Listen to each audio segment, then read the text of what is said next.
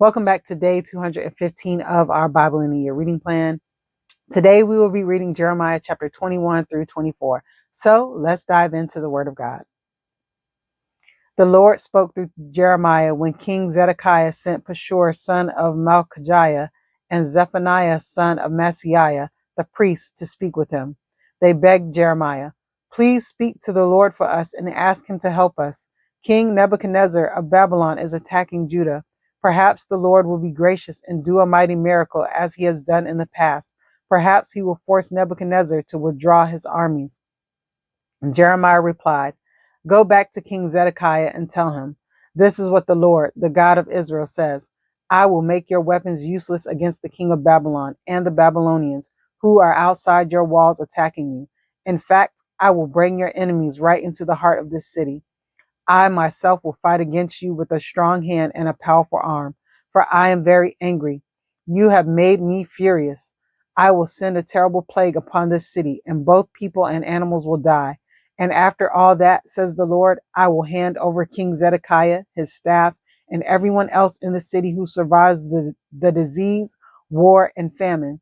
I will hand them over to King Nebuchadnezzar of Babylon and to their other enemies.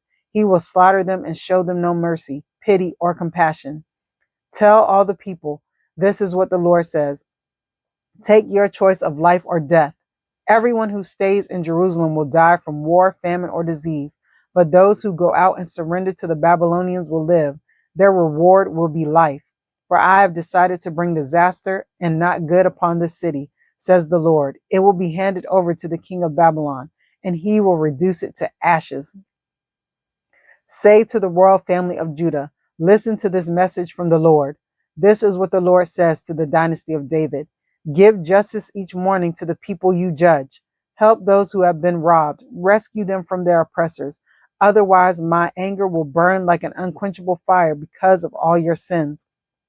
I will personally fight against the people in Jerusalem, that mighty fortress, the people who boast, no one can touch us here. No one can break in here. And I myself will punish you for your sinfulness, says the Lord. I will light a fire in your fortress that will burn up everything around you. Amen. That is the end of Jeremiah chapter 21. So we are finally starting to see the things that Jeremiah prophesied come to pass, because the Babylonians are now outside of Jerusalem getting ready to attack. And so now they want Jeremiah to pray on their behalf and seek the Lord on their behalf. But all right, let's go on to chapter 22. This is what the Lord said to me. Go over and speak directly to the king of Judah. Say to him, listen to this message from the Lord, you king of Judah, sitting on David's throne. Let your attendants and your people listen too. This is what the Lord says. Be fair-minded and just. Do what is right. Help those who have been robbed. Rescue them from their oppressors. Quit your evil deeds. Do not mistreat foreigners, orphans, and widows. Stop murdering the innocent. If you obey me, there will always be a descendant of David sitting on the throne here in Jerusalem. The king will ride through the palace gates in chariots and on horses with his parade of attendants and subjects. But if you refuse to pay attention to this warning, I swear by my own name, says the Lord, that this place will become a pile of rubble. Now this is what the Lord says concerning Judah's royal palace. I love you as much as fruitful Gilead and the green forest of Lebanon, but I will turn you into a desert with no one living within your walls. I will call for wreckers who will bring out their tools to dismantle you. They will tear out all your fine cedar beams and throw them on the fire. People from many nations will pass by the ruins of this city and say to one another, why did the Lord destroy such a great city? And the answer will be, because they violated their covenant with the Lord their God by worshiping other gods. Do not weep for the dead king or mourn for his loss. Instead, weep for the captive king being led away, for he will never return to see his native land again. For this is what the Lord says about Jehoahaz, who succeeded his father, King Josiah, and was taken away as a captive. He will never return. He will die in a distant land and will never again see his own country. And the Lord says, what sorrow awaits Jehoiakim, who builds his palace with forced labor. He builds injustice into its walls, for he makes his neighbors work for nothing. He does not pay them for their labor. He says, I will build a magnificent palace with huge rooms and many windows. I will panel it throughout with fragrant cedar and paint it a lovely red. But a beautiful cedar palace does not make a great king. Your father Josiah also had plenty to eat and drink, but he was just and right in all his dealings. That is why God blessed him. He gave justice and help to the poor and needy, and everything went well for him. Isn't that what it means to know me, says the Lord? But you have eyes only for greed and dishonesty. You murder the innocent, oppress the poor, and reign ruthlessly. Therefore, this is what the Lord says about Jehoiakim, son of King Josiah. The people will not mourn for him, crying to one another, Alas, my brother, alas, my sister. His subjects will not mourn for him, crying, Alas, our master is dead. Alas, his splendor is gone. He will be buried like a dead donkey, dragged out of Jerusalem and dumped outside the gates. Weep for your allies in Lebanon. Shout for them in Bashan. Search for them in the regions east of the river. See, they are all destroyed. Not one is left to help you. I warned you when you were prosperous, but you replied, Don't bother me. You have been that way since childhood. You simply will not obey me. And now the wind will blow away your allies. All your friends will be taken away as captives. Surely then you will see your wickedness and be ashamed. It may be nice to live in a beautiful palace, paneled with wood from the cedars of Lebanon, but soon you will grow from pains of anguish, and anguish like that of a woman in labor. As surely as I live, says the Lord, I will abandon you, Joachim, son of Jehoiakim, king of Judah. Even if you were the signet ring on my right hand, I would pull you off. I will hand you over to those who seek to kill you, those you so desperately fear, to King Nebuchadnezzar of Babylon and the mighty Babylonian army. I will expel you and your mother from this land, and you will die in a foreign country, not in your native land. You will never again return to the land you yearn for. Why is this man Jehoiachin like a discarded broken jar? Why are he and his children to be exiled to a foreign land? O earth, earth, earth, listen to this message from the Lord. This is what the Lord says. Let the record show that this man Jehoiachin was childless. He is a failure, for none of his children will succeed him on the throne of David to rule over Judah. Amen. So that is the end of chapter 22. And we see a list of prophecies about several kings of Judah. So we have a prophecy for King Jehoaz, one for King Jehoiakim, and then we had another one for King Joachim. And so all of these kings had prophecies brought to them from Jeremiah. And unfortunately, these kings still did not listen. But all right, let's go on to Jeremiah chapter 23. What sorrow awaits the leaders of my people, the shepherds of my sheep, for they have destroyed and scattered the very ones they were expected to care for, says the Lord.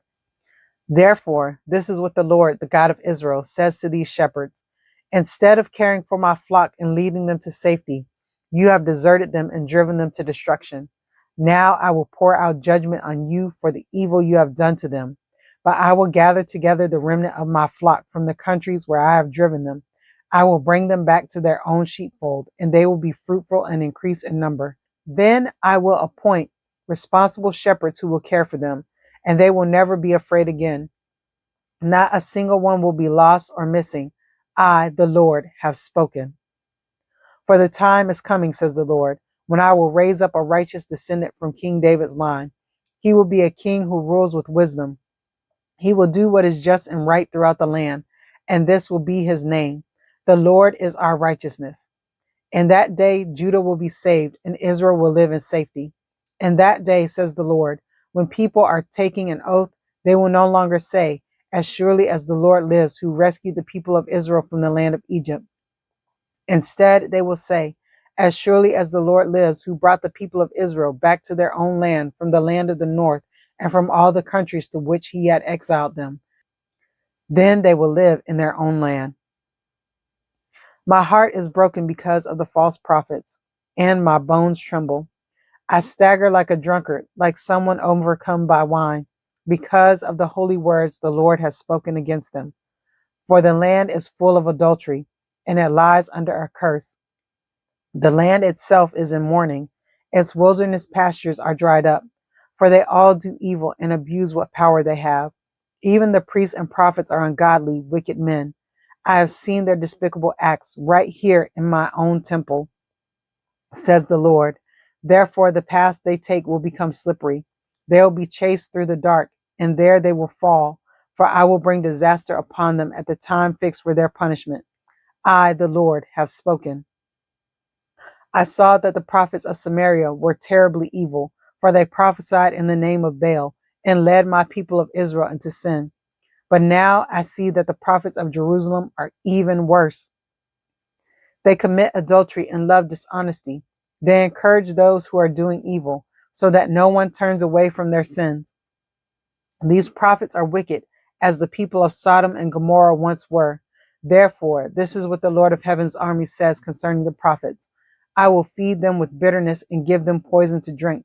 For it is because of Jerusalem's prophets that wickedness has filled this land. This is what the Lord of Heaven's army says to his people. Do not listen to these prophets when they prophesy to you, filling you with futile hopes. They are making up everything they say. They do not speak for the Lord. They keep saying to those who despise my word, don't worry, the Lord says you will have peace. And to those who stubbornly follow their own desires, they say, no harm will come your way. Have any of these prophets been in the Lord's presence to hear what he is really saying? Has even one of them cared enough to listen? Look, the Lord's anger bursts out like a storm, a whirlwind that swirls down on the heads of the wicked. The anger of the Lord will not diminish until it has finished all he has planned. In the days to come, you will understand all this very clearly. I have not sent these prophets, yet they run around claiming to speak for me. I have given them no message, yet they go on prophesying. If they had stood before me and listened to me, they would have spoken my words, and they would have turned my people from their evil ways and deeds. Am I a God who is only close at hand, says the Lord? No, I am far away at the same time. Can anyone hide from me in a secret place? Am I not everywhere in all the heavens and earth, says the Lord? I have heard these prophets say, listen to the dream I had from God last night, and then they proceed to tell lies in my name.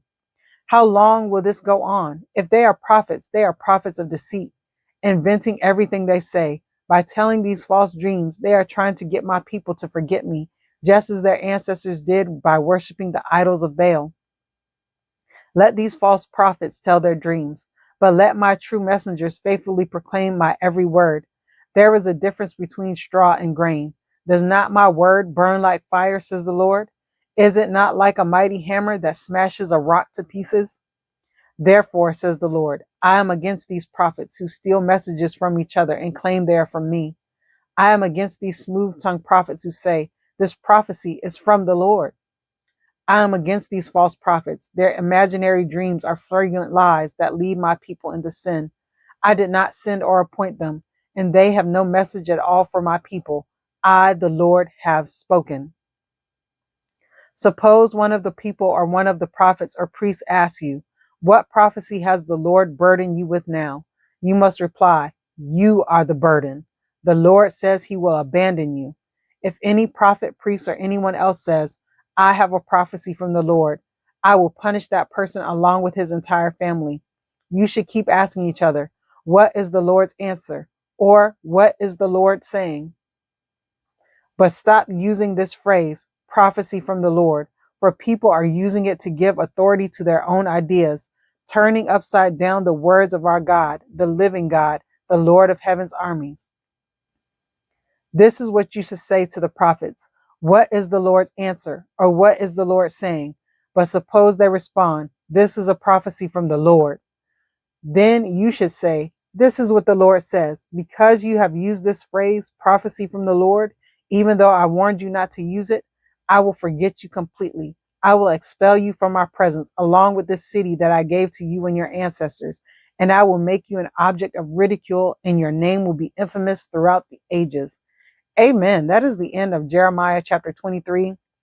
And you see the Lord now addressing the false prophets in Judah and Jerusalem, and, talking about how the Lord is going to punish them, and even telling Jeremiah to tell them, look, don't prophesy in my name, because these are not from the Lord. You're just making up lies to the people.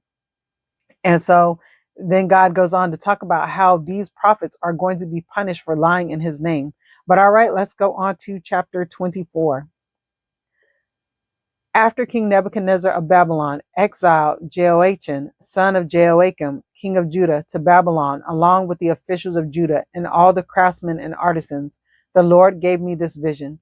I saw 2 baskets of figs placed in front of the Lord's temple in Jerusalem.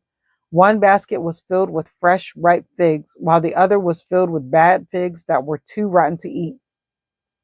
Then the Lord said to me, "What do you see, Jeremiah?" I replied, "Figs, some very good and some very bad, too rotten to eat."